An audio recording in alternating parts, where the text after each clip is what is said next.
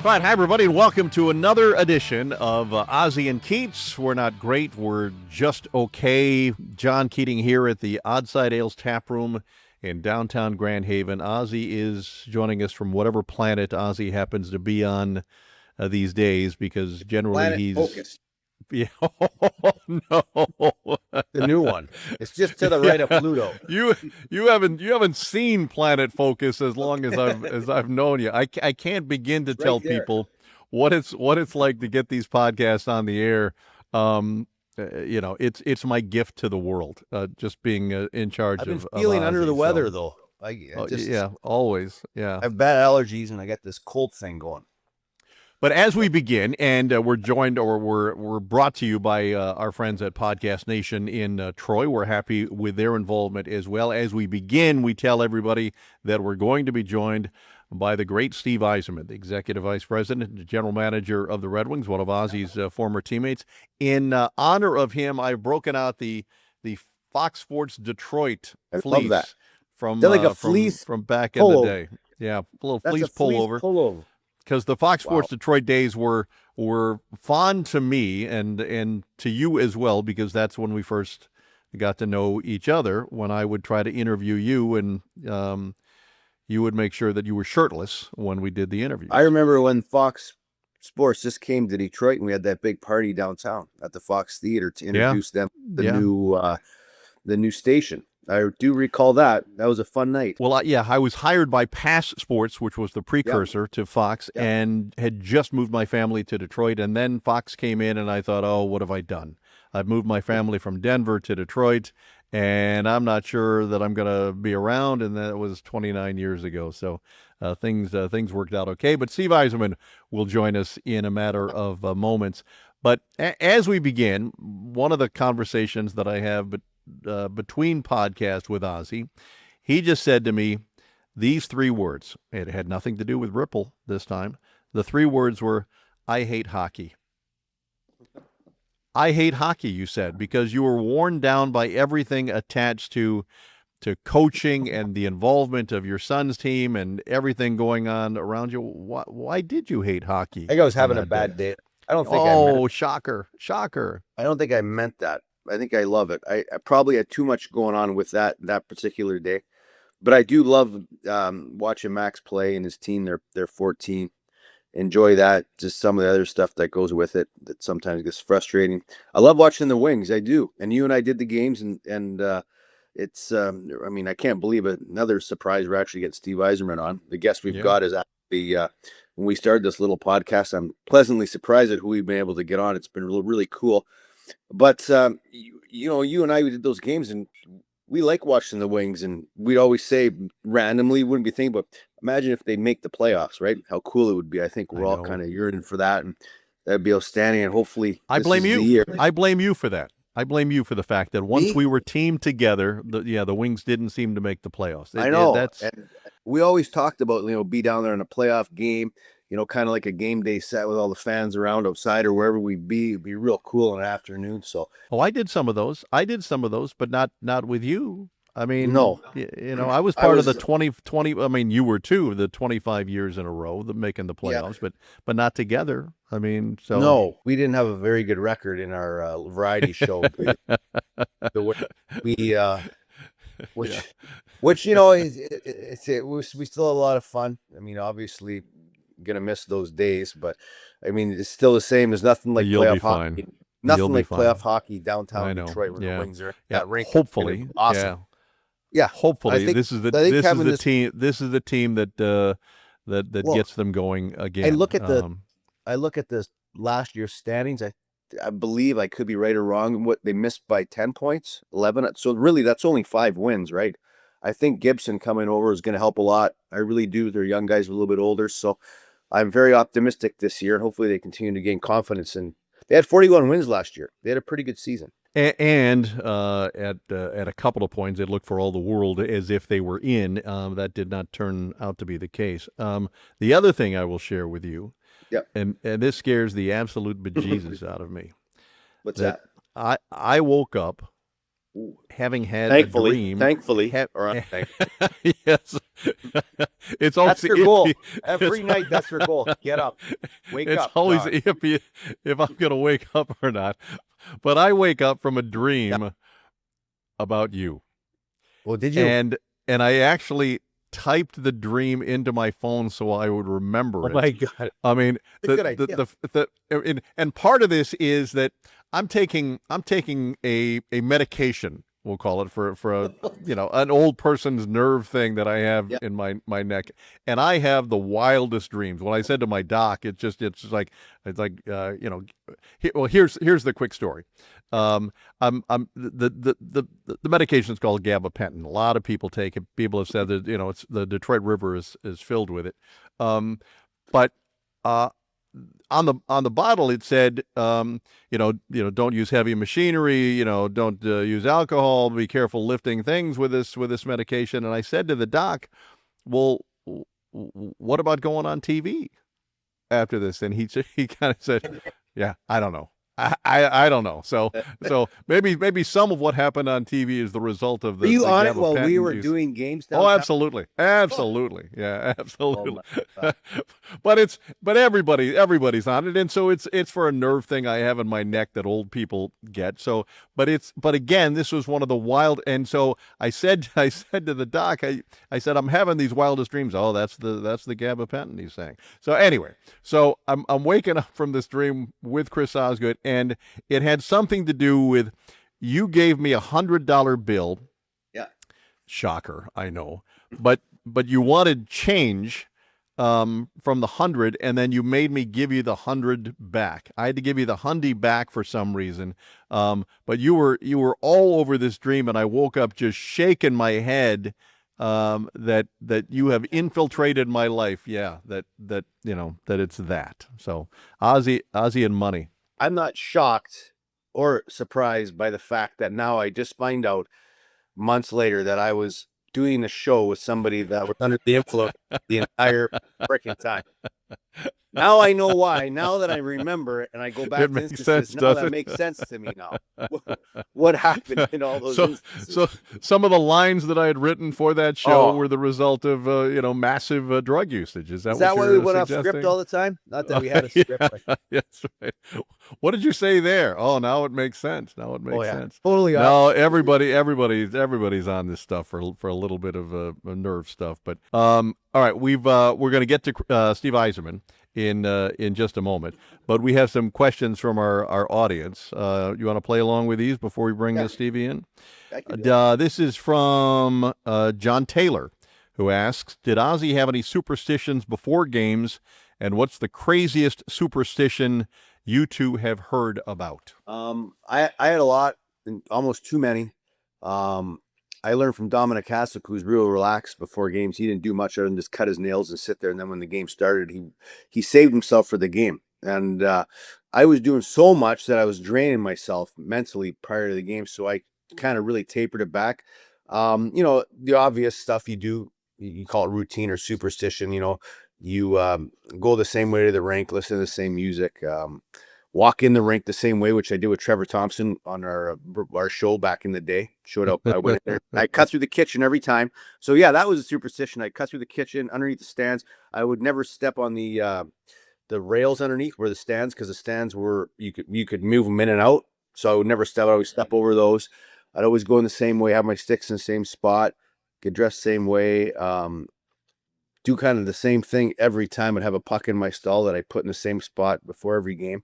So What a mess! That's a lot of work. yeah, I had a lot going on, and it seemed to build up, and then I kind of tapered it back, and it helped me as I got older. I did less, and then I called it a routine as I got Right. older. Right. And I wish I would have done that, but you live and learn, right? And the weirdest superstition I've ever seen,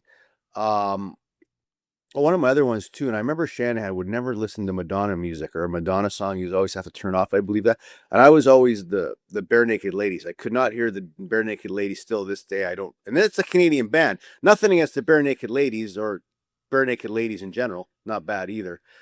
In is I do like them, but it was just one of those things. Even if I'm going golfing, which my golf game is taking a huge hit, if I hear them on the radio station, I'm like, damn it. like stuff like that. You got to let that go. But I had a player named Jamal Myers. He lives in St. Sure. Louis now. You live in Yep. St. Louis. Great guy. He coaches youth hockey as well right now with his son. Um, and he would try and throw stuff into a garbage can, but it was always a difficult shot until he made it. So I always felt like that was the weirdest thing. Like if you're going to do it, it should have been easy. Then you're over and done with it. But it was difficult, so it would take forever for him to do that. So it seemed like a lot of effort for not a lot of return. So that was one of the weirdest, not weirdest, but one of the oddest things I'd been involved with. What was the music that you listened to every time on your way to the Joe? Oh, I listen AC/DC, Motley Crue. Now, we were stuck in the 80s still. I would listen to all that kind of thing. Some like Pump Up the Jam. Remember that song? That one. Remember that? So you had the Technotronic. you had the now Technotronic. that's what you had now that's what I call music CD that every kid had, right? Yeah, Yeah. right. Some Leonard Skinner. Listen to that too. Okay. Def Leppard. Listen to that for sure. Pour Some Sugar on Me. You know what that's about. Yes. More or less that type of music and kind of Can I share with you that remember that song? It Takes Two to Make Oh, You yeah. Move a Little Right. Fat. That song. Yeah. So that kind of I thought of you driving to Oddside Tap Room today. Yeah. And I made myself listen to the entirety of the song in your honor. Eastbound and Down by Jerry Reed from Smokey and the Bandit. And I thought about you, and I thought that's Ozzy's song. I mean, I love from, that from the 80s, right? Yeah. I mean, yeah. It's a great song, isn't it? Burt Reynolds, one of the best laughs of all time. God bless him. Unbelievable. And All right. I could go on, but I won't. Okay. You mentioned golf. All right. One of the questions comes from of the Harpers, apparently a golfer. There's a hockey question, but the question to you is, how is it possible that a guy who can do under the lights what you did is now 1 for 165 on hitting a driver in play on the first hole at your favorite Vernon golf course? And favorite is spelled with a U, so I know it's one of your Canadian friends who is reaching out. Because this hole is the dumbest hole in history, John. It's never my fault. It goes straight out and then a hard kick to the right with telephone wires, and the road that drives into the course is right there. To me, it should be wide open where you can hit. Now, mind you, there's trees lined all the way down the right side. So, and usually now to the course. In your defense? To the course's defense, I usually don't warm up, right? Stiffer. I don't get there in time, which you'd be surprised by that. I'm always rushing in there because I say to myself, I'm going to be there a half hour before. I'm going to get there on time. I'm going to have this round, and I never do. Every time I end up doubling it, which is a 6 on a par 4 off to a start, and then I torture myself for the next 4.5 hours. Then I'm driving home pissed off back to my place where I should have been relaxing all day. Now I'm in a bad mood. But that course does kick my what every time. I'm going to guess you might know who this person is, or no? Well, as you would know, I'd say this. Is 1 for 165 an overstatement? No, that's a honest to God truth. And I would say this: 3 words. 4, lack of, which is 3. My math's not good today. I'm feeling under the weather. I'm a little bit foggy. Lack of preparation. You would know what that is. I do. If I prepare a bit more, I'd probably be better than that. The follow-up question is, do you think you would be more accurate with a goalie stick or a tailor-made driver? I thought about getting a putter made with a goalie stick. I have a Jim Bedard should have. stick. Oh. Jim Bedard uses in I think you use it in Washington. It's cool. It's in my garage, and I'm actually still think I'm going to do it. And it has his name on it, but then I can call it Jimmy. So now if I do not putt well, it's Jimmy's fault, not my fault. That's how I kind of thought I would do that. But I always thought about making just the shaft, right? Part of it would be a goal stick, so it would help more than a drive. My driver's been bad. I know what they're talking about. This course is. I have my number on my golf balls because you can buy numbered golf balls now, 30. And I'll always have guys come up and in the clubhouse and show me their balls they found on the course with the 30 on them. So that's kind of a running joke that my balls are all over the course lost and they find them. Jeez. Well, there's all kinds of ways I could go from Yeah. with Well, you with say my that. balls have been lost for a long time. Yeah, that's right. I did. Somebody posted a picture of a golf ball, and people put their name on it and something Yeah. like that. It's A just lot of like, cool stuff. and what had been written on this golf ball was, You said that if to you me. find this golf ball, you can pick it up at your mom's house. That's like, is that Holy smoke. that's like crossing the line a bit, isn't it? Oh my gosh. Just, Oh my just a gosh. little bit. All right, let's without further ado, let's bring in number 19. His number is retired at Little Caesars Arena, and for all time, one of the greatest hockey players and captains in hockey history, Steve Yzerman joins us.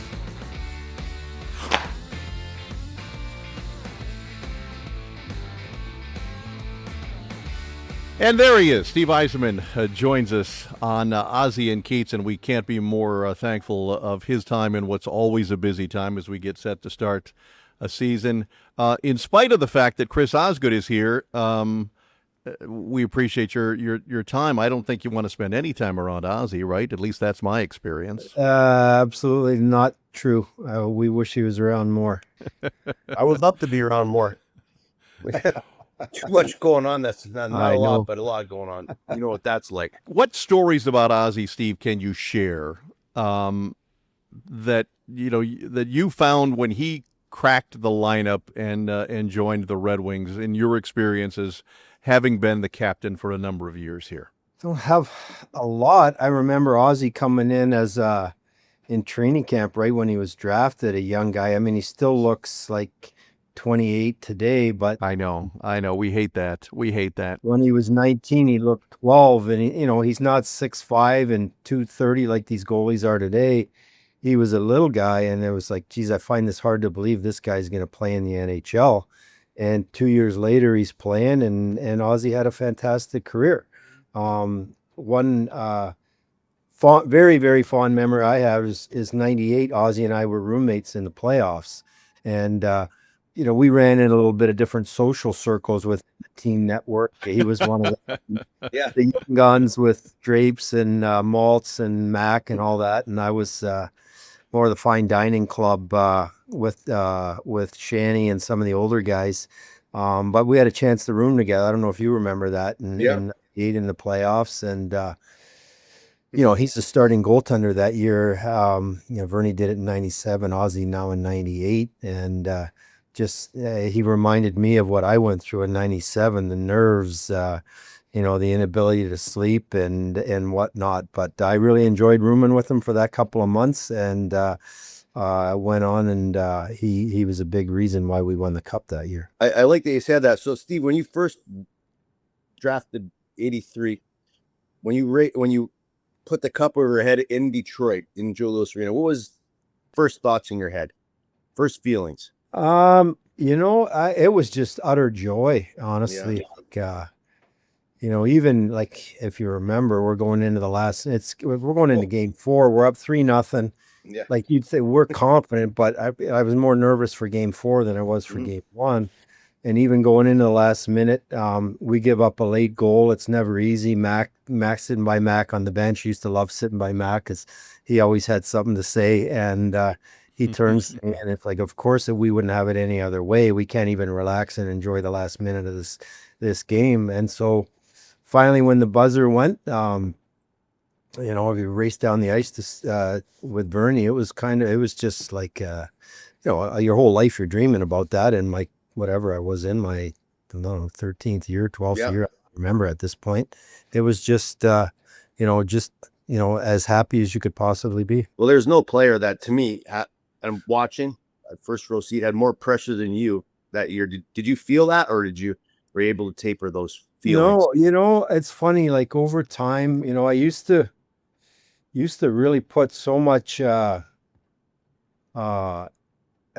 emphasis. I have to do this. I have to do that. And then by like 90, probably changed a bit, 95, 96. And then that year, it's like, you do your job. You count on everybody to do their job, including the starting goalie.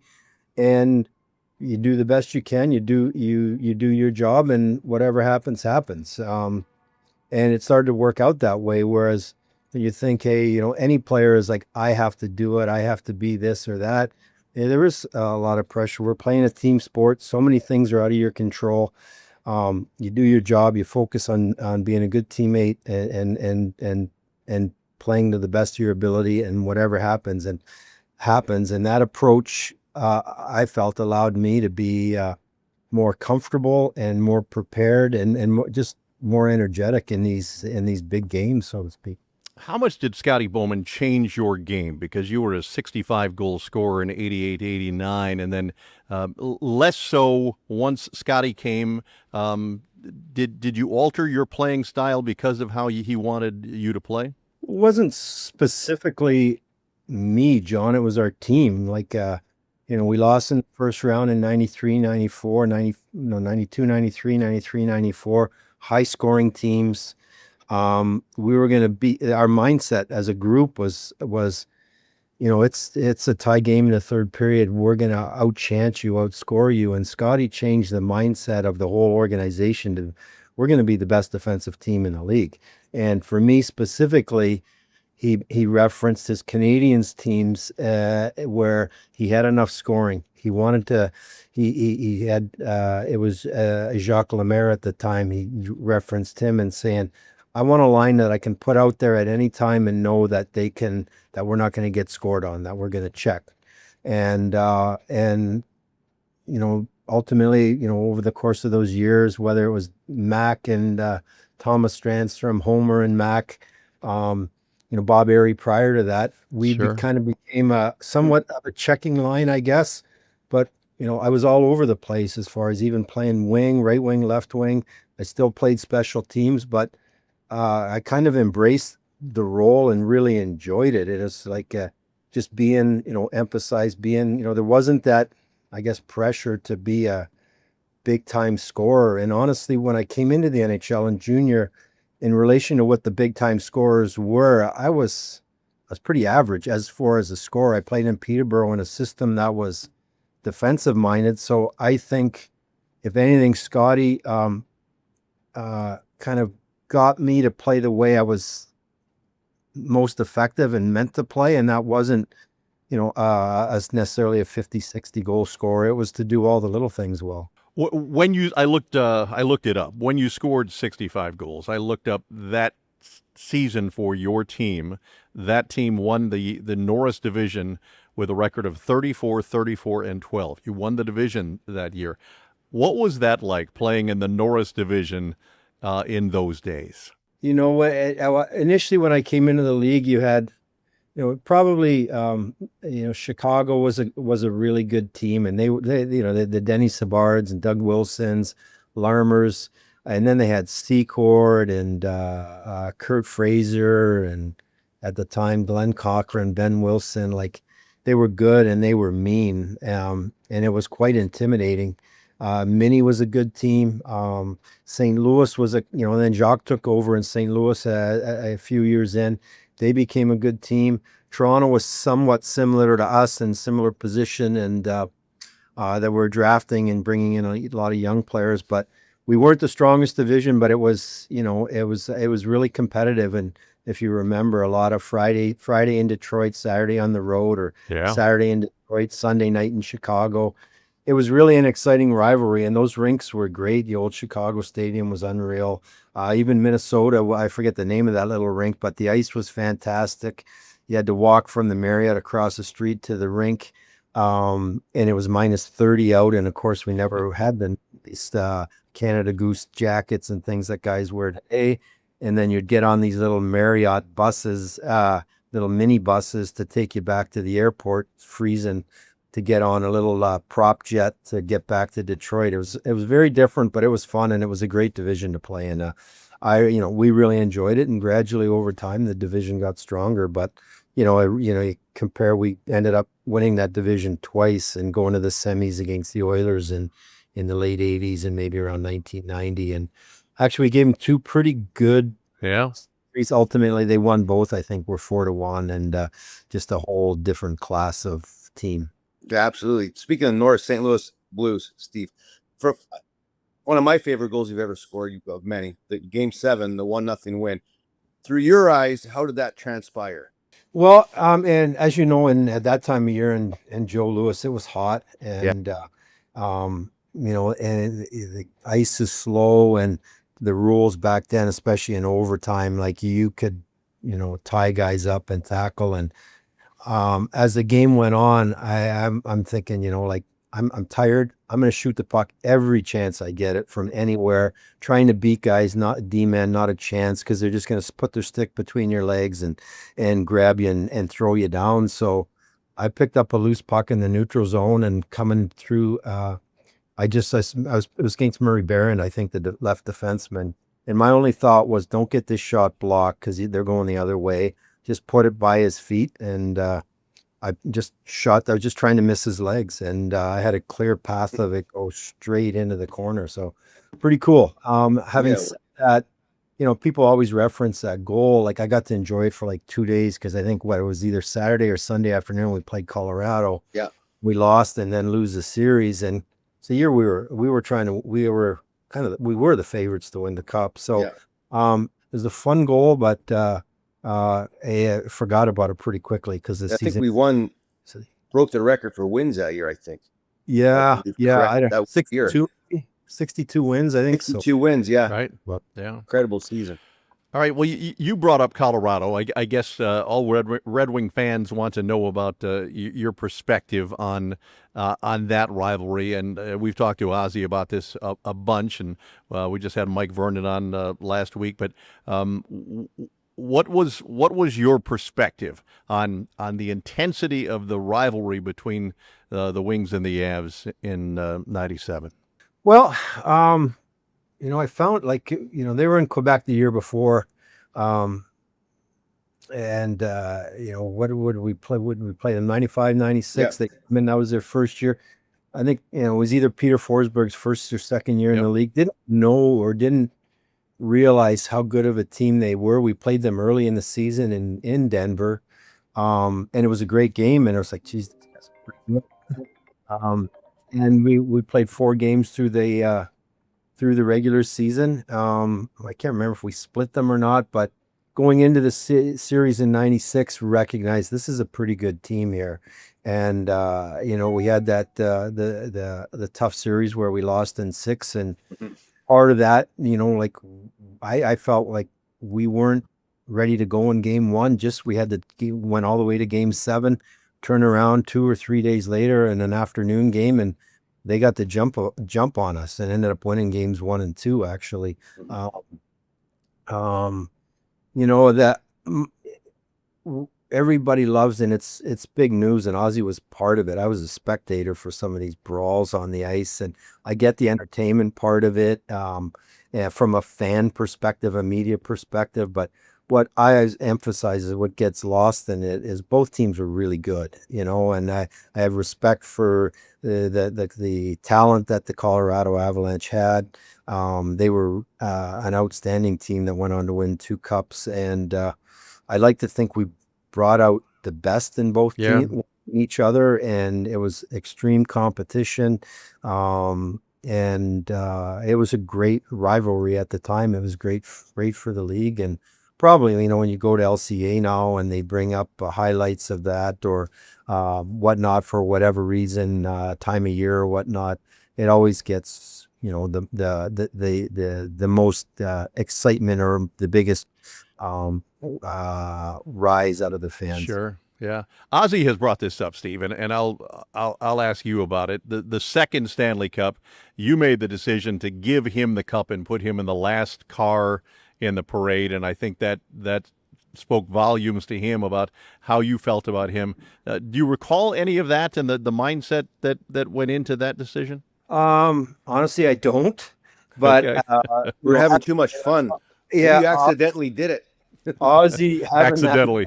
Yeah, have accidentally. that cup like in that parade, like it's exhausting. Everybody wants you to hold it up for a picture, and your car is kind of mobbed. So I think it was once in a lifetime opportunity for me, and time to pass it on to somebody else. But think you got to enjoy the parade more so not having the cup in your car, kind of enjoy all the surroundings of it.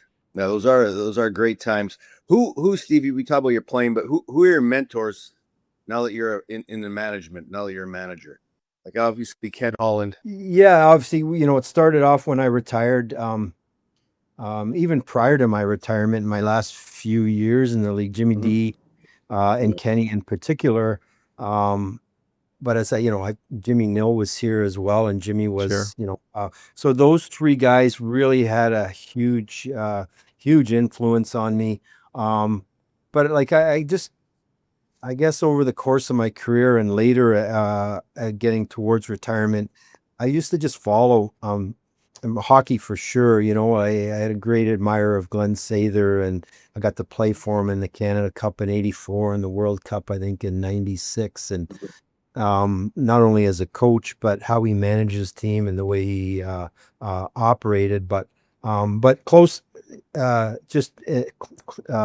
being so close with Kenny, Jimmy D, and Jim Nill, those would be the guys that would have been by far the biggest influence. I still talk to Kenny on a regular basis. Obviously, Jimmy D's still in the organization, somebody that I rely on greatly because he's been in this position and can bounce my ideas off, and a great his experience and wisdom are really beneficial. And around the league, Jimmy Nill would be one of the guys. Every now and then you kind of want to get a different perspective, knowing we're all competing against each other.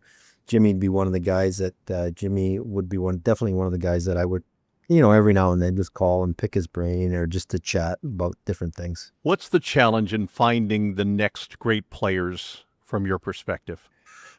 Well, the challenge is beating the other teams too. Yeah. Yeah. Yeah. Oh, like Sure. that's it. Like we're all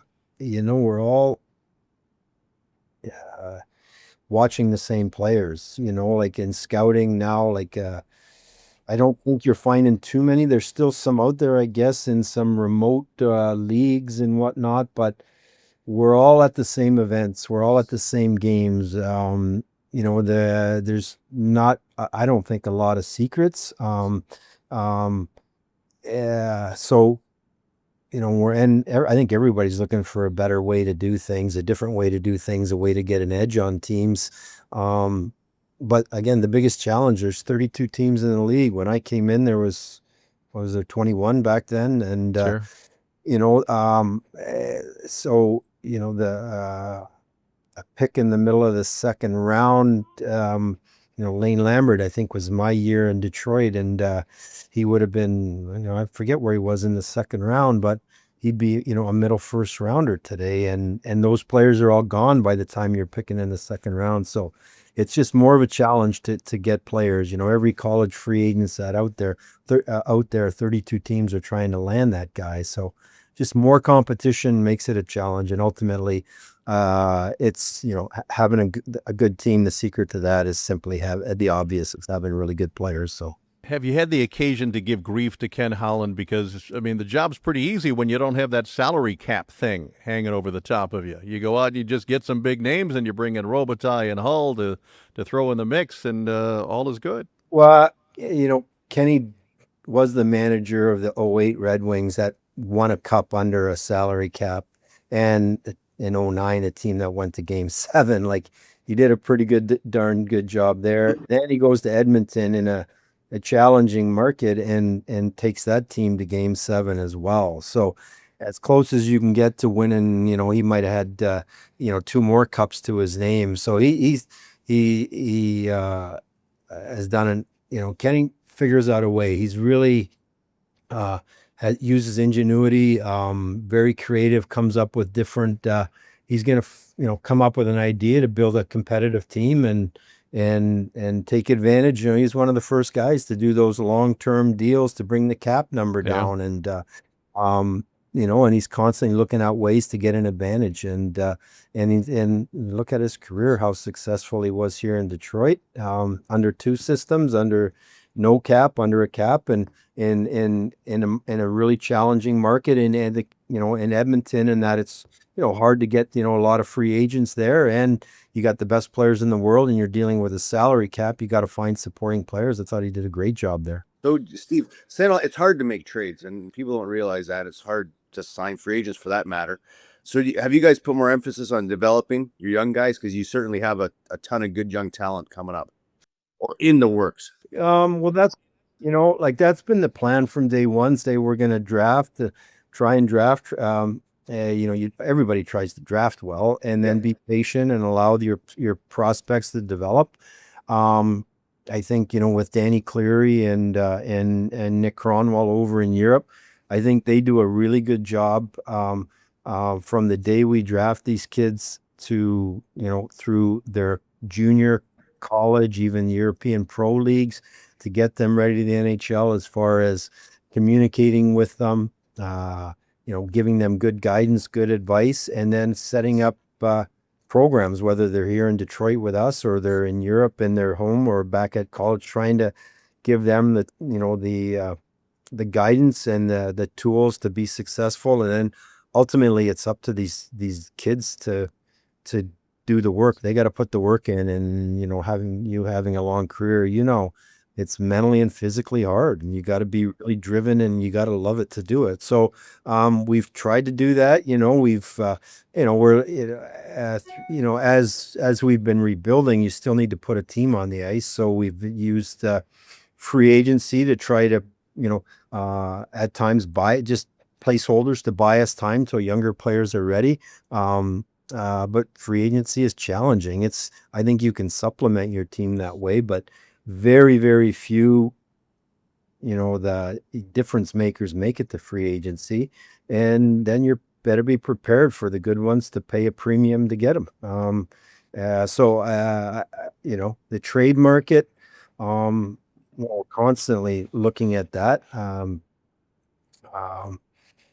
You got to find fit. Now we got to make the contracts work and the cap work. And, so that's another challenging part of it, but, all different tools that we use, whether it's trades, free agency, and the draft, those are the ways you acquire talent. Last one. We're respectful of your time, and we'll let you go. But how anxious, how excited are you for the start of the season, and what will let you know, pretty early on, what kind of a year it might be for the Red Wings?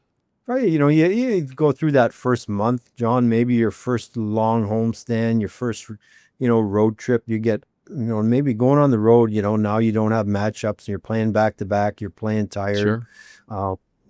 You get a pretty good indication quickly, your strengths and weaknesses. The preseason is for everybody, I guess, I know is necessary. I don't know if I should use the term a necessary evil for everyone, but we go through the process. But generally, it's really hard to assess your team in the preseason because, usually the vets play at home and you send the young kids on the road, and you get your full team together maybe for the last game. And even that it's guys are just trying to get through to get to the start of the Sure. regular season. So, use that first month to see where we're at. And, if it goes good or goes bad, you can't simply assume that you're in or you're done at that point. You react accordingly and try to do what you can do to improve your team. But again, keeping the big picture at hand is what you're trying to accomplish. And, we like to think it's going to be interesting. This camp is interesting because it looks like some of these young guys are going to challenge for jobs this year, more so than ever.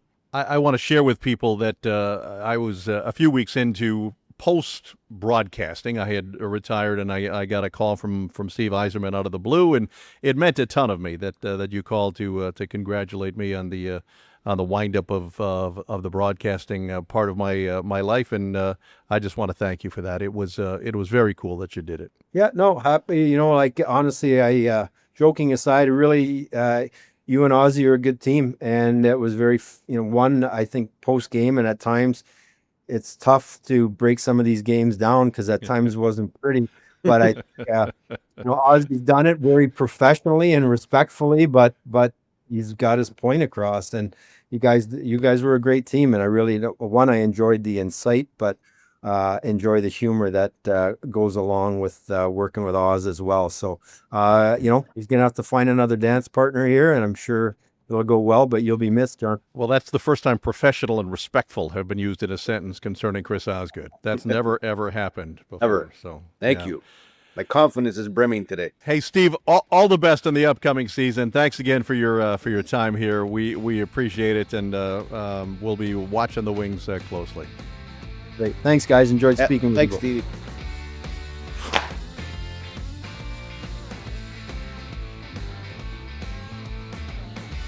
All right, how cool was that to get the great Steve Yzerman to join us, Ozzy? It was awesome. It was awesome. I love having him on, and I think hopefully people get to see, talk about his playing days, and I don't want that to be forgotten. Like it's he doesn't like to talk. He doesn't like to talk about himself, so that was pretty cool just to get him to share some of those things. I always think like players that become managers, and now there's quite a few, and then hopefully they don't get that doesn't overshadow their playing days and how great they were. And a lot of Hall of Famers are now general managers in the league. So, and Stevie is a good manager, and he's doing a good job with the Wings. It takes time.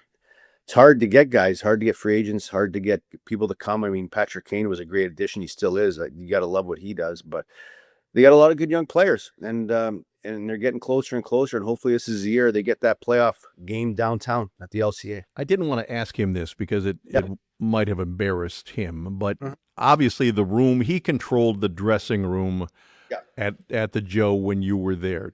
To what degree? How much did you defer to Steve because he was the captain and making sure that everybody did things the right way? Yes, I mean Steve spoke when it was the most important. I saw it firsthand. We mentioned that I roomed with him in the playoffs in '98, and not tons of conversation, but he'd say stuff to me that would either relax me or get me ready, or just things that needed to be said, not over the top, not a lot, but just things that helped me get through that. Because he's 97. There's a lot of pressure on him. 98, Mike Vernon won the Conn Smythe, won the Cup the year before. There was a lot of pressure on me that year as well. So he was instrumental in helping me behind the scenes get to that point of winning in '98 as well. But in the room, Steve led by example. He played injured a heck of a lot, more than anybody would know. But when he said something, people listened, and he would pick his spots, and usually those spots were in a perfect time, and he timed it the right way. I've been asked this by fans or people that I know who watch sporting events about what hockey players play through. Do you have a great story of a teammate who you can't believe came off the ice and went back on the ice, or got fixed somehow behind the scenes and returned to a game? I think Shanny played with a broken foot one year. I think he got shipped by a shot, I want to say in Philadelphia. He played with a broken foot. I mean, Stevie was more or less playing on one knee at the end of his career, but he battled right to the end to that last game at Edmonton. Geez, a lot of guys with cuts. You know what amazes me always still, and I play hockey, and I had a mask on, guys that get cut and get stitches on their face or lose teeth. People know how sore it is if you even have a toothache or something's wrong in your mouth, right? But to get your lips cut inside and have stitches on your face and to go back out and play, I'm always like, wow.